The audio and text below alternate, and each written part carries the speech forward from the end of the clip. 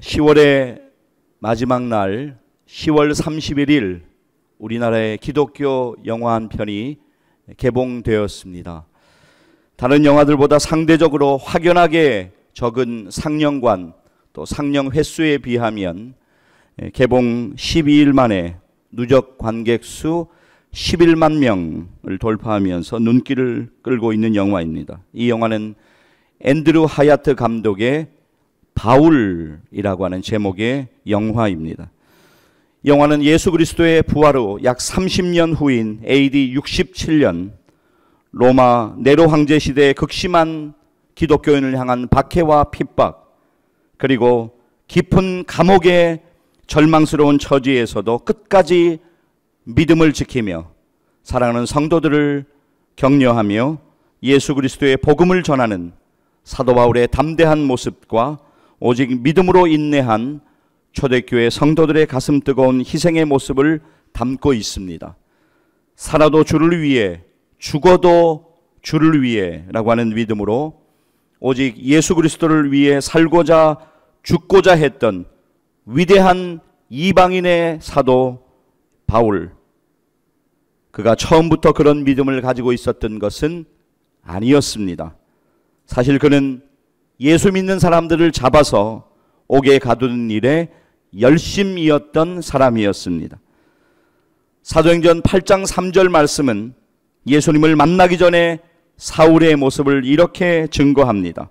사울이 교회를 잔멸할새 각 집에 들어가 남녀를 끌어다가 옥에 넘기니라. 그뿐만이 아닙니다. 초대교회 최초의 순교자가 된 스데반 집사님의 순교의 현장에서도 그는 돌을 던지는 무리들의 중심이 되어 그 모든 일들을 주도하고 있었습니다. 사도행전 7장 58절에서 60절 그리고 이어지는 8장 1절 전반부의 말씀입니다. 성 밖으로 내치고 돌을 칠새 증인들이 옷을 벗어 사울이라는 청년의 발 앞에 두니라. 그들이 돌로 스데반을 치니 스데반이 부르짖어 이르되 주 예수여 내 영혼을 받으시옵소서 하고 무릎을 꿇고 크게 불러 이르되 주여 이 죄를 그들에게 돌리지 마옵소서 이 말을 하고 자니라. 사울은 그가 죽임당함을 마땅히 여기더라. 지금 제가 읽어드린 구절을 통해서도 우리는 사울이 도대체 어떠한 사람인가 라고 하는 것을 어느 정도는 알 수가 있습니다. 그리고 시간이 흘러 오늘 우리의 본문 사도행전 9장이 이르렀지만 그는 여전히 예수 믿는 사람들을 잡아서 옥에 가두는 일에 열심을 다하고 있었습니다. 자, 오늘 우리의 본문 1절인데요. 우리 같이 한번 화면 혹은 성경 보면서 같이 읽도록 하겠습니다. 사울이 주의 제자들에 대하여 여전히 위협과 살기가 등등하여 대제사장에게 가서 이어지는 2절도 우리 같이 읽기를 원합니다. 다메섹 여러 회당에 가져갈 공문을 청하니 이는 만일 그 도를 따르는 사람을 만나면 남녀를 막론하고 결박하여 예루살렘으로 잡아오려 함이라. 이러한 일을 하고 있는 사울, 그에게 과연 필요한 것이 무엇이었을까요? 그것은 그의 영적인 눈이 열리는 것이었습니다. 그는 당대 최고의 지성인이다 스스로 자부하고 있었지만 그의 영적인 눈은 멀어 있었습니다.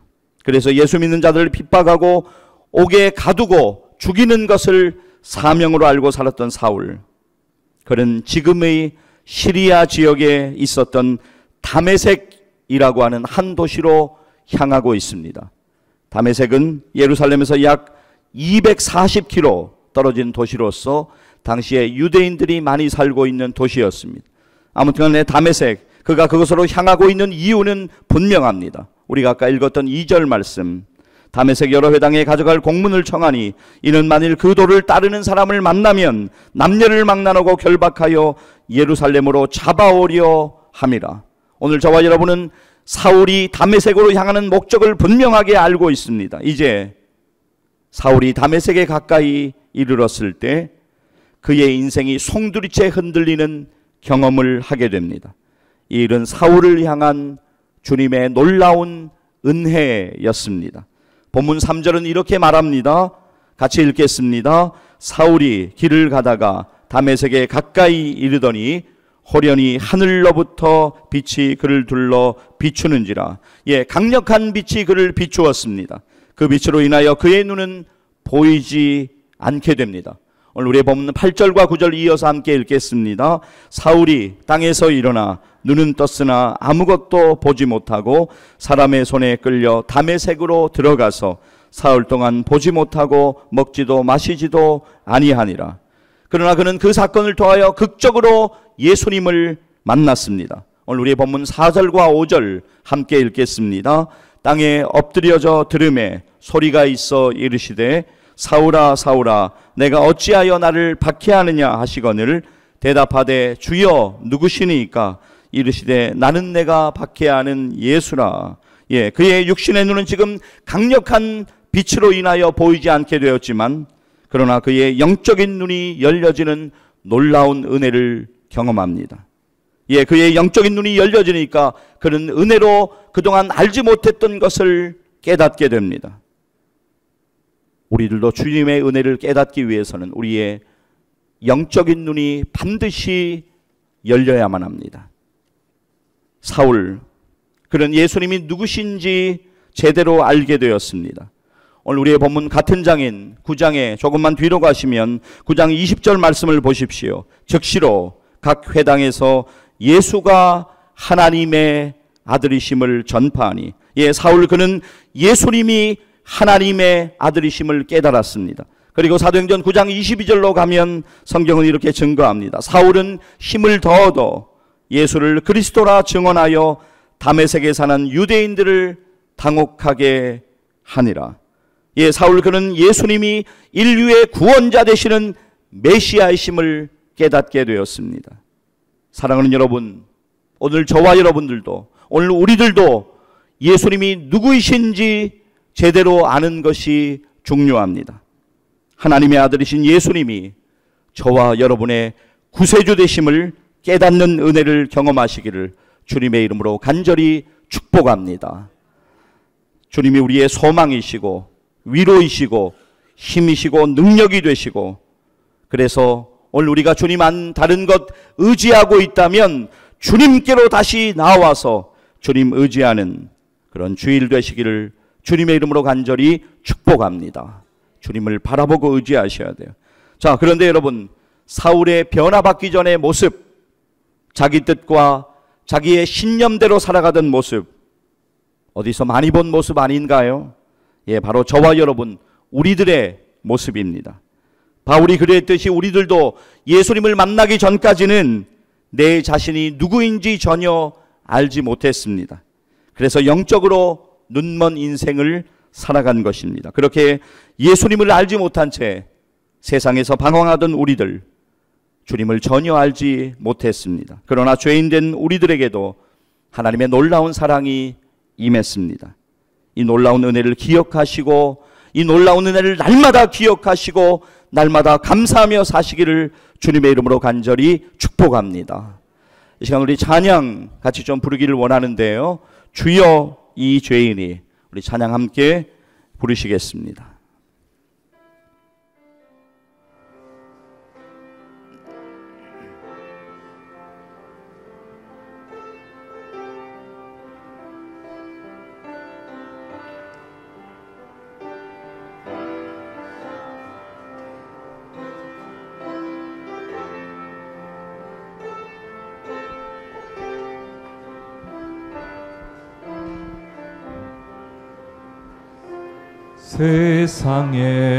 세상에서 방황할 때 나 주님을 몰랐네. 내 맘대로 고집하며 온갖 죄를 저질렀네. 예수여 이 죄인도 용서받을 수 있나요? 벌레가 너무 않는 내가 용서받을 수 있나요? 많은 사람 찾아와서 나의 친구가 되어도 병든 몸과 상한 마음 위로받지 못했다오. 예수여, 이 죄인을 불쌍히 여겨 주소서. 의지할 것 없는 이 몸 위로받기 원합니다. 이 죄인의 애통함을 예수께서 들으셨네. 못자국만 사랑해서 나를 어루만지셨네. 예수여, 이 죄인이 다시 눈물 흘립니다. 오내 주여, 나 이제는 아무 걱정 없습니다. 내 모든 죄 무거운 짐 이젠 모두 다 벗어내. 우리 주님 예수께서 나와 함께 계신다오. 내 주여, 이 죄인이 무한 감사드립니다. 나의 몸과 영혼까지 주를 위해 바칩니다. 할렐루야. 네. 귀한 찬양의 고백이 날마다 우리 입술에서 끊어지지 않기를 간절히 소망합니다. 다메섹으로 가던 중에 대낮에 눈먼 채로 땅바닥에 나동그라져 있는 자신의 초라한 모습을 보면서 사울 그는 그가 죄인임을 깨닫습니다. 자기 자신이 죄인임을 깊이 깨닫습니다. 디모데전서 1장 15절에서 사도 바울은 이렇게 고백합니다. mit보다 모든 사람이 받을 만한 이 말이여, 그리스도 예수께서 죄인을 구원하시려고 세상에 임하셨다 하였도다. 죄인 중에 내가 괴순이라. 15절의 끝부분 그의 고백을 여러분 다시 한번 보십시오. 죄인 중에 내가 괴순이라. 사랑하는 여러분, 사울을 찾아오셔서 만나주시고 그가 죄인임을 깨닫게 하시고 그의 영적인 눈을 열어주신 주님이 우리에게도 동일하게 찾아오셔서 우리를 만나주셨습니다. 우리가 예수 믿고 거듭나면 우리 자신이 죄인임을 고백하게 됩니다. 그래서 우리는 이렇게 고백할 수밖에 없습니다. 주여, 저는 죄인입니다. 저를 불쌍히 여겨 주시옵소서. 주여, 저는 죄인입니다. 저를 불쌍히 여겨 주시옵소서. 영원히 죽을 수밖에 없는 우리를 구원하시고 우리에게 놀라운 은혜를 주신 주님, 도저히 가망 없는 나를 은혜로 지금까지 붙들어 주시고 여전히 주의 사랑으로 사랑해 주시는 주님, 그 주님과 함께 여러분은 오늘을 살아가고 있습니까? 그 언젠가 여러분이 주님을 처음 만났을 때 그 감사와 감격을 잃어버린 채 오늘을 살아가고 계신 것은 아닙니까? 저는 오늘 사도 바울이 로마의 감옥에서 기록했던 디모데 후서를 읽을 때마다 안타깝게 만나게 되는 이름을 잊을 수가 없습니다. 그의 이름은 데마입니다. 사실 그도 한때는 사도 바울의 전도팀과 함께 그 일원으로 주님을 위하여 살았던 경험이 있는 사람입니다. 그런데 그는 세상을 향하여 나가고 말았습니다. 디모데후서 4장 10절은 이렇게 말씀합니다. 데마는 이 세상을 사랑하여 나를 버리고 데살로니가로 갔고, 그레스게는 갈라디아로, 디도는 달마디아로 갔고. 여러분 다시 앞부분을 주목하여 보십시오. 데마는 이 세상을 사랑하여 나를 버리고 데살로니가로 갔고, 그는 세상을 사랑하여 예수님 믿는 믿음을 버리고 데살로니가로 갔습니다. 사랑하는 여러분, 오늘 말씀은 우리의 생명에 관한 것입니다. 오늘 여러분들이 아무리 분주하고 복잡하고 피곤하고 다양한 문제를 여전히 안고 오늘을 살아가고 있다라고 할지라도 절대로 주님의 손을 넣고 세상을 향하여 나아가지 마십시오. 혹시 데마처럼 주님의 손을 넣고 세상을 사랑하여 세상을 향하여 나아간 사람들이 주위에 있습니까? 그것은 말로 다할 수 없는 안타까움입니다. 그들의 영혼을 위하여 기도해 주시기를 바랍니다. 그리고 여러분들이 절대로 그렇게 되지 않도록 하나님 앞에 서는 날 믿음으로 준비될 수 있도록 정신 차려 깨어 신앙생활 하시기를 바랍니다. 여러분, 믿음으로 모든 것을 하십시오. 헌신도 봉사도 주님을 사랑하는 마음에서 믿음으로 드리십시오. 11조도 주님을 사랑하는 마음에서 믿음으로 드리십시오. 믿음으로 드리는 자의 인생은 하나님이 반드시 책임지시고 축복하여 주심을 절대로 잊지 않으시기를 주님의 이름으로 간절히 축복합니다. 여러분, 1963년에 태어난 휘트니 휴스턴은 미국의 팝 가수로서 팝계의 전설적인 디바였습니다. 가창력이 뛰어난 여자 가수에게 디바라는 호칭을 부여하기 시작한 것은 휘트니 휴스턴이 최초였습니다. 말하자면 디바의 원조인 셈입니다. 가창력도 유례없는 원탑으로 불렸습니다.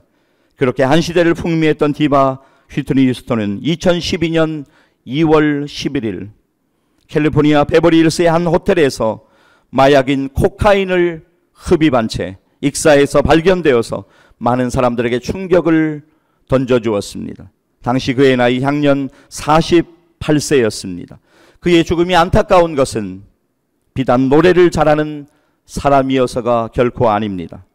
원래 휘트니 휴스턴의 시작은 뉴저지주 뉴요크에 있는 작은 시골 교회인 뉴호프 침례교회에서 성가대로 활동하면서 그의 노래 실력을 인정받았습니다. 그의 장례가 열리던 날 독실한 기독교인은 그의 어머니를 비롯해서 1,500명의 사람들이 함께한 채 어린 시절 교인들 앞에서 처음 찬송가를 불렀던 고향교회, 바로 그곳에서 장례가 진행되고 있었습니다. 많은 사람들이 안타까움을 표하는 가운데 그의 지인 중에 한 명인 케빈 코스터너는 그가 준비한 추모사를 이렇게 시작합니다. 휘트니 휴스턴은 오늘 그녀의 모든 것이 시작된 집으로 돌아왔습니다. 예, 원래 고향교회 성가대에서 함께 하나님을 찬양하며 교인들 앞에서 찬송 부르는 것을 하나님께 감사했던 바로 그곳. 그러나 하나님이 주시는 비전 대신에 세상을 따라가 자신의 야망으로 채워갔던 시간을 뒤로 한 채 이제 그녀의 모든 것이 시작된 그곳으로 돌아온 것입니다. 모든 사람들에게 안타까움을 가득 안겨준 채 말입니다. 사랑하는 여러분, 오늘 저와 여러분은 어떻게 살고 있습니까? 믿음으로 잘 살고 있는 건 맞습니까? 오늘 여러분의 가족들과 자녀들 믿음으로 잘 살고 있는 것 맞습니까? 데마나 휘트니 휴스턴처럼 안타까운 마지막이 되어서는 절대로 안 됩니다. 사랑하는 여러분, 오늘 우리는 사도 바울이 그가 예수님을 만나서 회심되고 변화되기 전에 사울일 때 주님을 극적으로 만났던 은혜의 사건을 들여다보았습니다. 주님을 만난 후에 그는 결코 뒤로 되돌아가지 않았습니다. 주님 주시는 은혜와 사명을 붙잡고 앞으로 그 부르심을 따라서 나아갔습니다. 사랑하는 여러분, 우리는 우리의 모든 것이 시작된 예수님께로 날마다 나와야 합니다. 그분의 십자가 밑에서 내가 죄인임을 날마다 깨닫고 나를 불쌍히 여겨달라고 간절히 기도하며 주님의 은혜를 의지하여 믿음으로 일어나고 날마다 믿음으로 살아가야 합니다. 오늘 여러분 가운데 두통을 일으키는 복잡한 문제는 여전히 남아있고 여전히 분주하고 여전히 사탄은 여러분을 미혹하고 유혹하고 있지만 여러분은 믿음으로 다시 주님의 놀라운 은혜를 붙잡아야 합니다. 그리고 바로 이 시간, 남은 생애의 시간 믿음으로 살기를 결단해야 합니다. 그리고 진짜 믿음으로 남은 생에 주님과 함께 살아가셔야만 합니다. 영화 바울의 엔딩이 가까워져 올 때 바울은 이제 순교의 시간이 그에게 가까워져 왔음을 느끼면서 이렇게 그의 유언적인 믿음을 고백으로 남깁니다. 디모데후서 4장 6절 그리고 8절의 말씀입니다. 전제와 같이 내가 벌써 부어지고 나의 떠날 시각이 가까웠도다.